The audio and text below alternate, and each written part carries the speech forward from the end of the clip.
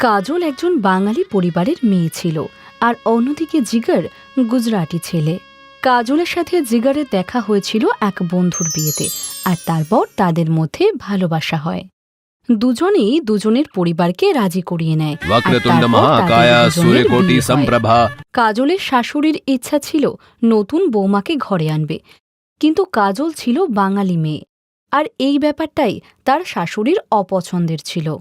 আর এদিকে বাঙালি পরিবার থেকে গুজরাটি পরিবারে আসার ফলে কাজলের মনের মধ্যেও ভয় কাজ করছিল। বিয়ে করে তো তুমি চলে এসেছো, কিন্তু আমাদের গুজরাটি নিয়মকানুন সব শিখতে হবে তোমায়। আর খাবারের কথা বললে তো সম্পূর্ণ নিরামিষ খেতে হবে, ওই মাছ মাংস কিন্তু ছাড়তে হবে তোমায়। মা, আমি কাজলকে প্রথমেই বলে দিয়েছিলাম আমাদের বাড়িতে শুদ্ধ শাকাহারী ভোজন চলে, আর এটা নিয়ে কাজলের কোনো আপত্তিও নেই। জিগারের এই কথা শুনে কাজল ঘরে এসে জিগারকে বলল, তুমি তো জানো মাছ আর ভাত আমার কত প্রিয়, আমি এইসব খাবার ছেড়ে কিভাবে থাকবো বলো?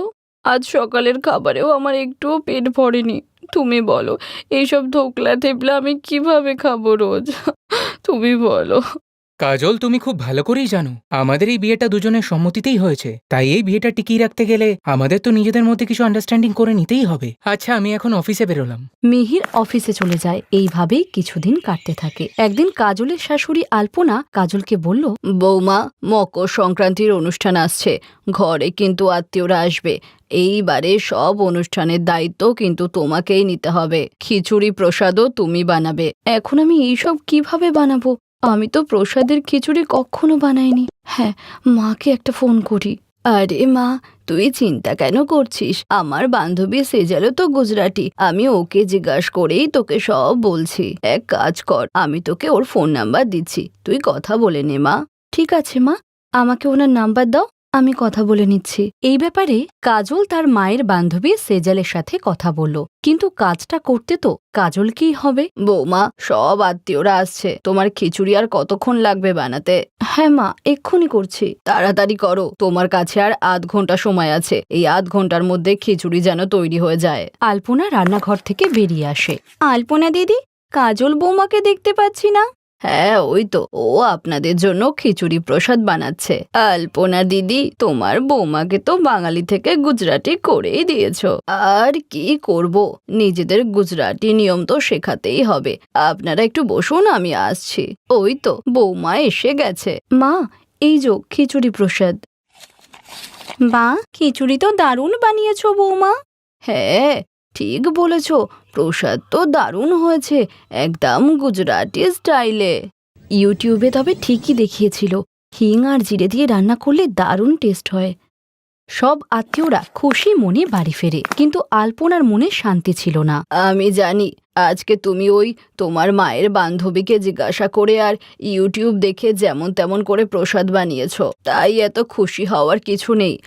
আরও রীতিরিবাজ আছে, সেগুলোও ভালো করে শিখতে হবে তোমায়। ওই একটা খিচুড়ি প্রসাদ বানিয়ে তুমি গুজরাটি হয়ে যাওনি। আলপনার এই কথা শুনে কাজল মনে কষ্ট পায় আর ঘরে চলে আসে, আর তখন জিগারও চলে আসে। আরে, তুমি মার কথা ভেবে কষ্ট পেও না, ওনার স্বভাবই এরকম।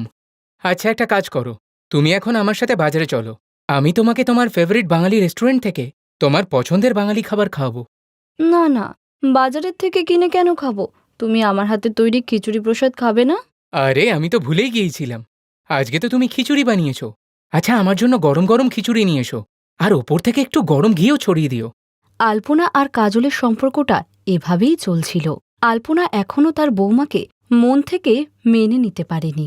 একদিন দুপুরবেলা কাজল উঠোনে বসে আচার পাঁপড় শোকাচ্ছিল, আর তখনই তার প্রতিবেশী মনোরমা খুব চিন্তায় পড়ে সেখানে এসে বলে, আরে আলপনা দিদি, আমি তোমাকে বলেছিলাম না আমার মেয়ে প্রজ্ঞা যাকে ভালোবাসে, আরে ওদের অফিসেরই ওই ছেলেটা, ওদের বাড়িতেই তো প্রজ্ঞার বিয়ের কথা হচ্ছিল।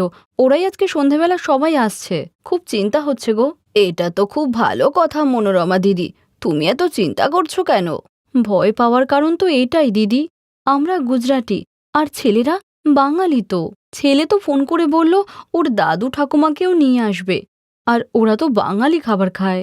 আর ছেলে তো ওদের বাড়ির লোকেদের যা যা পছন্দ সে কথাও বলে দিয়েছে। আমি কিছু বুঝতে পারছি না দিদি, বাঙালি খাবার আমি কিভাবে বানাবো? আর প্রজ্ঞাকেও বাঙালি মতোই সাজতে বলেছে।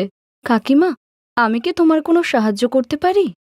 দেখছো না মনোরমা দিদি চিন্তায় আছে, তুমি আবার কি সাহায্য করবে? হ্যাঁ, আরে হ্যাঁ আলপনা দিদি, তোমার বৌমাই তো বাঙালি। কাজল বৌমা, তুমি বাঙালিদের মতো করে সবকিছু গুছিয়ে দিতে পারবে তো? কোনো অসুবিধা হবে না তো মা? কাকিমা, তুমি প্রজ্ঞার আশীর্বাদের দায়িত্ব আমার উপর ছেড়ে দাও, আমি সব দেখে নেব। কাজল নিজের বিয়ের তত্ত্বের বাঙালি শাড়ি পরিয়ে প্রজ্ঞাকে তৈরি করে, আর প্রজ্ঞার এমন বাঙালি সাজ দেখে ছেলের বাড়ির লোক খুব খুশি হয়। আর মনোরমা যখন নানা রকমের বাঙালি খাবার তাদেরকে খাওয়ায়, তখনও তারা খুব প্রশংসা করে। মনোরমা ছেলের বাড়ির লোকের সঙ্গে কাজল আর আলপনার পরিচয় করায়, আর প্রজ্ঞার আশীর্বাদের অনুষ্ঠান সুন্দরভাবে সম্পন্ন হওয়ার পর মনোরমা কাজলকে বলল, কাজল বৌমা, তুমি সত্যিই আমার আজ খুব উপকার করলে। থ্যাংক ইউ বৌমা। না না কাকিমা, থ্যাংক ইউ বলতে হবে না, প্রজ্ঞা তো আমার বোনের মতো। আলপনা দিদি, তোমার বউ সত্যিই খুব গুণবতী। তোমার বৌমার উপর তোমার গর্ব হওয়া উচিত। কাজলের মতো বৌমা যে বাড়িতেই যায় সেই বাড়ি তো স্বর্গ করে দেয়। তুমি বোধহয় ঠিকই বলছো মনোরমা, আমি আমার হীরের মতো কাজল বৌমাকে চিনতেই পারিনি। বৌমা, আজ তুমি সত্যিই গর্বে আমার মাথা উঁচু করে দিয়েছ। আলপনা কাজলকে বুকে জড়িয়ে ধরে, আর ওই দিনের পর থেকে আলপনা আর কাজলের মধ্যে কোনো মতভেদ থাকল না, যা দেখে জিগেরও খুব খুশি হল। রোহন, বাবা কৃষ্ণার ফোন এসেছিল। ও অনেকদিন ধরেই তোমার জন্য একটা সম্বন্ধ নিয়ে এসেছে। চলো আমরা বরং কাল দেখতে যাই। ওহ বাবা, এত তাড়া কিসের? এখন তো আমার ঘোরাফেরা করার বয়স। তাই এই বিয়ে নামে দড়ি দিয়ে আমায় বেঁধো না প্লিজ। চুপ কর রোহন, কৃষ্ণা তো তোর বড় বোন। সে নিশ্চয়ই কিছু ভেবেই এই সম্বন্ধটা এনেছে। তুই কি জানিস যে কানপুরের একজন বিখ্যাত উকিল ওর বাবা, আর মেয়েটা ওকালতি পড়ছে। তাই একবার তো তুই নিজের চোখে দেখে তো আয়। মেয়ে পছন্দ না হলে তো আমরা আর জোর করব না। রোহন বিয়ে করতে চাইছিল না, কিন্তু মা বাবা জোর করায় পরের দিন সে মেয়ের বাড়িতে মেয়েকে দেখতে গেল। রোহন যে মেয়েটিকে দেখতে গিয়েছিল সেই মেয়েটির নাম ছিল রিনি। রিনির বাবা যে কত বড়লোক ছিলেন তা ওনার বাড়ি দেখেই বোঝা গিয়েছিল। দিদি, এ আমাদের কোথায় নিয়ে এলেন? বাড়ি দেখে তো মনে হচ্ছে না আমাদের সাথে সম্বন্ধ করবে। বেকার বেকার আমাদের সম্মানটা ডুববে। চুপ কর তো! মেয়েটার বাবা তোর জামাইবাবুকে খুব মান্যি করে, আর তোর ফটো দেখেই উনি আমাদের আসতে বলেছেন। তাই ফালতু কথা না বলে চুপচাপ বসে থাক, বুঝলি? রোহনের দিদি কৃষ্ণা ঠিকই বলেছিল। আসলে রোহনকে দেখে রিনির বাবার সত্যিই পছন্দ হয়ে গিয়েছিল, আর এখন শুধু বাকি ছিল রিনিকে পছন্দ করার। দিদি, ও না না, আমি ওকে বিয়ে করতে পারবো না। এই বলে রোহন রেগে উঠে দাঁড়াল আর সেখান থেকে বাইরে চলে গেল। আসলে রিনির গায়ের রং কালো ছিল, তাই রোহন রিনির চেহারা দেখা মাত্রই তার সম্পর্কে আর অন্য কিছু জানার কোনো আগ্রহই দেখাল না। রোহনকে এইভাবে যেতে দেখে রিনির চোখ জলে ভরে গেল। রোহন রেগে গিয়ে সোজা তার গাড়ির কাছে দাঁড়িয়ে পড়ল। তখনই সেখানে ওর দিদি কৃষ্ণা এসে ওকে বলল, রোহন, তুই পাগল হলি নাকি? এইভাবে কেন উঠে চলে এলি ওখান থেকে? রিনি আর রিনির বাবা তোর এই ব্যবহারে কি মনে করবেন? আচ্ছা, তবে তুমি ওদের ব্যাপারে ভাববে, কিন্তু নিজের ভাইয়ের ব্যাপারে না। দিদি, এখানে নিয়ে আসার আগে তোমার কমপক্ষে আমাকে মেয়ের ফটোটা দেখানো উচিত ছিল। এইরকম কালো কুৎসিত মেয়েকে আমি কোনোদিনও বিয়ে করব না। তাই যাও, বাবাকে তাড়াতাড়ি ডেকে নিয়ে আসো। আমাকে তাড়াতাড়ি বাড়ি ফিরতে হবে। একটু ঠান্ডা মাথায় চিন্তা কর রোহন, রিনি কোনো সাধারণ মেয়ে নয়। তোর মনে আছে যে তোর জামাইবাবুর কোম্পানির ওপর একটা ফ্রড কেস হয়েছিল? ওই কেসটা রিনির বাবাই লড়েছিলেন। দেখ রোহন, তাই পরিষ্কার কথা, রিনির সঙ্গে তোর বিয়ে না হলে রিনির বাবা কখনোই কেসটা ছাড়বেন না, আর তারপর তোর জামাইবাবুকে কেউ বাঁচাতে পারবে না। আচ্ছা, তাহলে এই ব্যাপার। তুমি জামাইবাবুকে বাঁচানোর জন্য আমাকে বলির পাঠা বানাতে চাইছো? না রে পাগল, তোকে বলির পাঠা নয়, এই কোটি টাকার সম্পত্তির মালিক বানাতে চাইছি। রিনি ওর বাবার একমাত্র মেয়ে। তুই শুধু চোখ ফিরিয়ে একবার এই মস্ত বাংলোটাকে দেখ, তারপর বল তোর কি সিদ্ধান্ত। রোহন তার দিদির ইশারা বুঝতে পেরেছিল, তাই এখন ওর নজর রিনির গায়ের কালো রঙের দিকে নয়, ছিল রিনির বাবার সম্পত্তির ওপর, যার লোভে পড়ে সে নিজের সিদ্ধান্ত বদলে নিল আর রিনিকে বিয়ে করে নিল। আর যেমনটা আশা ছিল, রিনির বাবা বিয়েতে পণ হিসেবে রোহন আর তার পরিবারকে অনেক কিছু দিয়েছিল, কিন্তু এত কিছুর পরেও রিনি রোহনের কাছ থেকে সেই ভালোবাসা পায়নি যার সে অধিকারিণী ছিল। শোনো, বাবা আমাদের জন্য সুইজারল্যান্ডের টিকিট পাঠিয়েছেন, আমাদের কালই বেরোতে হবে। কি কাল? না না, কাল হবে না। এমনিতেই বিয়ের জন্য আগে থেকে অনেকগুলো ছুটি নেওয়া আছে। তাই তুমি এই টিকিটগুলো ক্যান্সেল করে দাও। আর তোমার বাবাকে আমার তরফ থেকে সরি বলে দিও। এটা তো সবে শুরু ছিল, একসাথে ঘোরাফেরা তো দূর। রোহন কখনো ভালো করে রিনির মুখের দিকেও তাকায়নি। রিনি সত্যিটা বুঝতে পেরেও চুপ ছিল। ওর লয়ের পড়া কমপ্লিট হয়ে গিয়েছিল, কিন্তু তবুও ও ঘর সামলানোর সিদ্ধান্ত নিল। আসলে সে রোহনকে খুশি করার সম্পূর্ণ চেষ্টা করছিল। এই নাও আলুর পরোটা, তোমার তো খুব পছন্দ, তাই না? হ্যাঁ, কিন্তু শুধু মায়ের হাতের বানানো। আর এমনিতেও আমার খুব একটা খিদে নেই, তাই তুমি এটা নিয়ে যাও। আমি অফিসে কিছু খেয়ে নেব। একবার খেয়ে তো দেখো, আমি অনেক যত্ন করে বানিয়েছি তোমার জন্য। উফ, আমি সত্যিই বুঝি না, তুমি কি সত্যিই বোকা, না বোকা সাজার ভান করো? তুমি কি সত্যিই বোঝো না, না আমার তোমার প্রতি কোনো ইন্টারেস্ট আছে, না তোমার পরোটার প্রতি? যদি এমনটাই হয় তাহলে আমাকে বিয়ে করলে কেন? তোমায় কি কেউ জোর করেছিল? হ্যাঁ, কিছুটা এরকমই ভেবে নাও। আর এই কথাটাও খুব ভালো করে বুঝে নাও, আমরা শুধু সমাজের সামনেই এক, আসলে তা বাস্তবে নয়। এই বলে রোহন সেখান থেকে চলে গেল। কিন্তু রিনি অনেকক্ষণ সেখানে দাঁড়িয়ে কাঁদল। ওর সব স্বপ্ন পুরোপুরি ভেঙে গিয়েছিল। সে চাইলেই সমস্ত কিছু তার বাবাকে বলে রোহনকে উচিত শিক্ষা দিতে পারত, কিন্তু সে এটা করল না, কারণ সে রোহন আর তার সম্পর্ককে ঠিক করার কোনো সুযোগই হাতছাড়া করতে চাইছিল না। কিন্তু রোহনের চিন্তাধারা রিনির চেয়ে অনেক আলাদা ছিল, তাই সে এখনও নিজেকে বিবাহিত বলে ভাবতই না। Excuse me, mister Rohan. ওই মেয়েটির নাম ছিল সায়ন্তিকা, যাকে রোহনের অ্যাসিস্ট্যান্ট হিসেবে নিয়োগ করা হয়েছিল। দুধের থেকেও ফর্সা সায়ন্তিকাকে দেখে রোহন পাগল হয়ে গেল। Hello mister Rohan, hello. Yes, I mean আমি রোহন। বলুন। Nice to meet you. I am Sayantika, your new assistant. এখন থেকে আমরা একসাথেই থাকব, আই মিন একসাথেই কাজ করব। Oh wow, that's great. You are most welcome, please come this side. Rohan ওই দিন সায়ন্তিকার জন্য নিজের কেবিনের দরজার সাথে সাথে নিজের মনের দরজাটাও খুলে দিয়েছিল। তাই খুব কম সময়ের মধ্যেই তাদের দুজনের এই সম্পর্কটা বন্ধুত্বের থেকেও অনেকটাই এগিয়ে গিয়েছিল। ও রোহন, সত্যি তোমার সাথে টাইম স্পেন্ড করা মানে is like the most amazing thing in my life. যদি আমরা সারা জীবন একসাথে থাকতে পারতাম। ওয়াই নট ডার্লিং, এমনটা খুব তাড়াতাড়ি হবে। আমি তোমায় খুব তাড়াতাড়ি বিয়ে করব। কিন্তু রিনি তো আমাদের মাঝখানে কাটা হয়ে দাঁড়িয়েছে, ওর জন্য তো আমরা কখনোই এক হতে পারবো না। আরে তুমি ওর চিন্তা করো না তো। একবার ওর বাবার প্রপার্টিটা শুধু হাতে পাই, তারপর তো আমি ওকে আমার বাড়ি আর জীবন দুটো থেকেই ওকে ধাক্কা মেরে বার করে দেবো। রোহনের এই দুরভিসন্ধি রিনির জানা ছিল না। সে তো রোহন আর তার সম্পর্ককে কোনোভাবে বাঁচানোর চেষ্টা করছিল। তারপর একদিন রিনির কাছে খবর এলো যে তার বাবা আর নেই। আর সবথেকে আশ্চর্যের বিষয় এটাই ছিল যে তিনি মৃত্যুর আগে তার সমস্ত সম্পত্তি কোনো একটি চ্যারিটেবল ট্রাস্টের নামে লিখে দিয়ে গেছেন। আসলে এটি রিনিরই ইচ্ছা ছিল।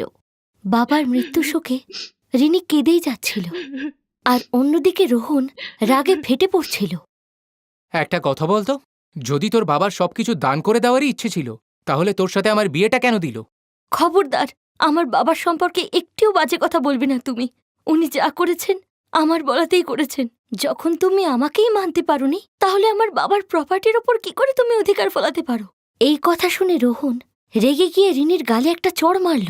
ওই চড়ের আঘাত আর অপমান দুটোই রিনি কোনোভাবে হজম করে নিলেও, কিন্তু এবারে ওর সাথে যা ঘটতে যাচ্ছিল তা তার সহ্যসীমার বাইরে ছিল। রোহন পরের দিনে সায়ন্তিকাকে নিয়ে তার বাড়িতে চলে এলো আর তার মা বাবার সঙ্গে দেখা করিয়ে বলল, মা, বাবা ও সায়ন্তিকা, আমরা পরশুদিন বিয়ে করতে চলেছি। রোহন, এসব তুই কি বলছিস? রিনি যে তোর স্ত্রী, এটা কি তুই ভুলে গেলি? না বাবা, ও আমার বউ নয়, শুধুমাত্র একটা বোঝা, যাকে শুধু দিদির কথায় আমি আমার ঘাড়ে চাপিয়েছিলাম। কিন্তু আর না, এই কালো কুৎসিত মেয়েটার সাথে আমি আর এক মুহূর্তও থাকতে পারবো না। ওকে বলে দাও ও যেন চুপচাপ এখান থেকে চলে যায়, নয়তো ওকে যদি ধাক্কা মেরে বাইরে বার করে দিই, পুরো সার্কাস হয়ে যাবে। রোহনের মা বাবা ওকে বোঝানোর চেষ্টা করলেও এখন আর এসবের দরকার ছিল না, কারণ এখন যে জল অনেক দূরে গড়িয়ে গিয়েছিল। নিজের সতীনকে সামনে দেখে রিনির ধৈর্যের বাঁধ ভেঙে গেল, আর তাই সে কিছু না বলেই নিজের জিনিসপত্র নিয়ে সেখান থেকে চলে গেল। রিনি কোথায় গেল আর কিভাবে গেল তা রোহন কখনো জানার চেষ্টাই করেনি। আর সে দেরি না করে সায়ন্তিকাকে বিয়ে করে নিল।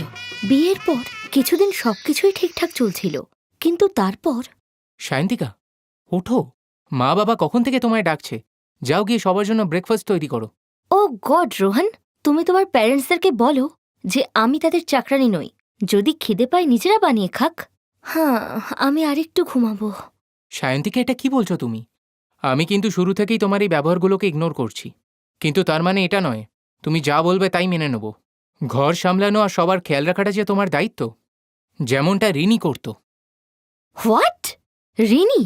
রিনির সাথে আমার কম্প্যারিজন তুমি করতে পারলে কি করে রোহন? 1 মিনিট।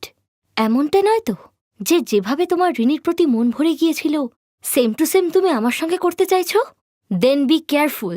সত্যি কিন্তু আমার সঙ্গে রিনির কোনো কম্প্যারিজন হবে না, বিকজ ও তোমাকে সহজে ছেড়ে গেলেও আমি কিন্তু যাচ্ছি না মিস্টার রোহন। রোহন আর সায়ন্তিকার মধ্যে প্রায় দিনই ঝগড়া লাগছিল, আর তাই রোহনের প্রায় রিনির কথা মনে পড়তে লাগল। রোহন রিনিকে খোঁজার অনেক চেষ্টা করলেও কোথাও পেল না।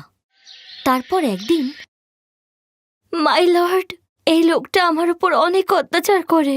এর প্যারেন্টসরাও আমাকে অনেক কথা শোনায়। সো ফর গড সেক, আমি এর থেকে ডিভোর্স চাই, আর সাথে সেই সবকিছুও চাই যাতে আমার অধিকার রয়েছে। মিস্টার রোহন, আপনার তরফ থেকে লয়ার কে আছে? কেউ নেই স্যার। আমার উকিল হায়ার করার মতো টাকা নেই। এই মেয়েটা আমাকে বরবাদ করে দিয়েছে, আমাকে সর্বশান্ত করে দিয়েছে জজ সাহেব। এই বলে রোহন জোরে জোরে কাঁদতে লাগল। তখনই কালো কোট পরা রিনি কোর্টে এসে জাজ সাহেবকে বলল, মহামান্য আদালত, আমি রিনি, আমি ওনার উকিল। আমার কাছে সম্পূর্ণ প্রমাণ আছে যে এদের বিয়েটাই সম্পূর্ণ অবৈধ। এই কারণে ডিভোর্সের তো কোনো প্রশ্নই নেই।